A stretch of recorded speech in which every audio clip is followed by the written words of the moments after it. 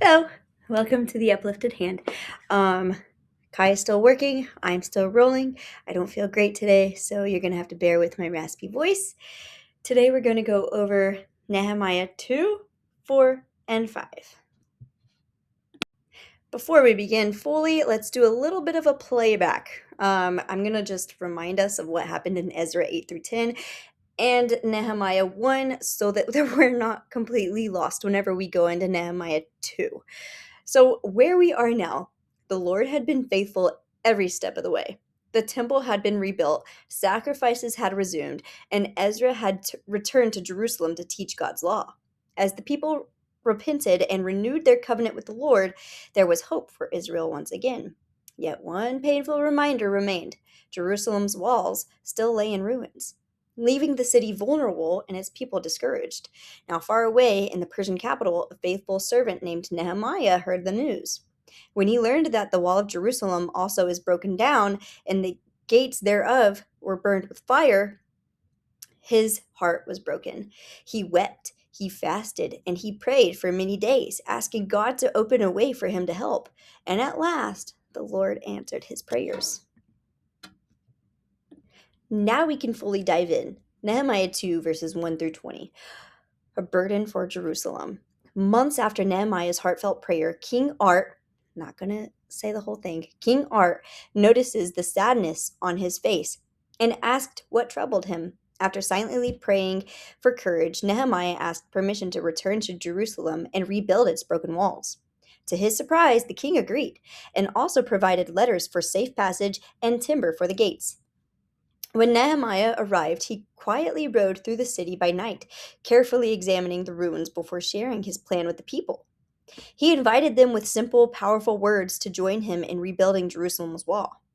What had once seemed impossible suddenly became a shaped purpose. Boop. Okay. Nehemiah 4, 1 through 23. Building with courage.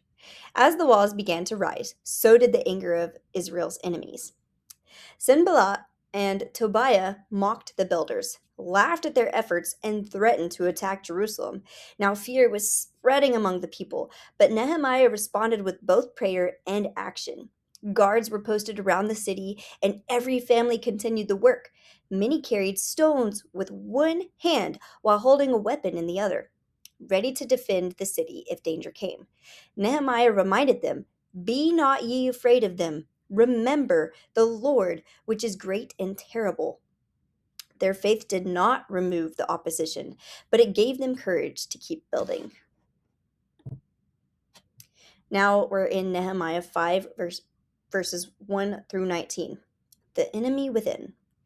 Not every challenge came from outside the city. As the people worked to rebuild Jerusalem, many of the poor cried out because they had mortgaged their fields, borrowed money, and even sold their children into servitude just to survive.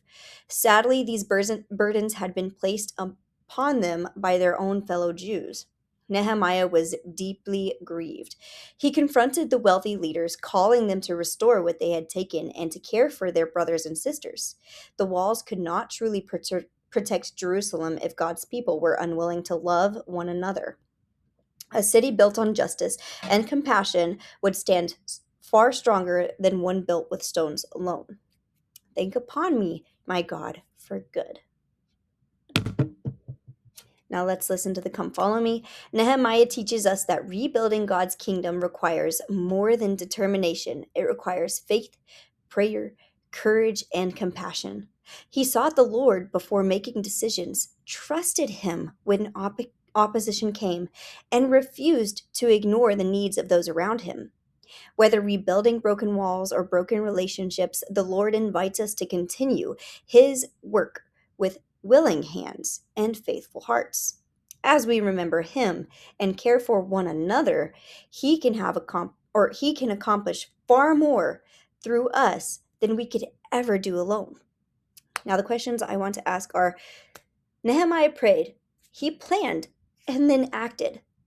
So how can following that pattern help you, us, face challenges in your life? And why do you think God cared not only about rebuilding Jerusalem's walls, but also about how his people treated one another? Thank you very much for listening to The Uplifted Hand. We will see you tomorrow.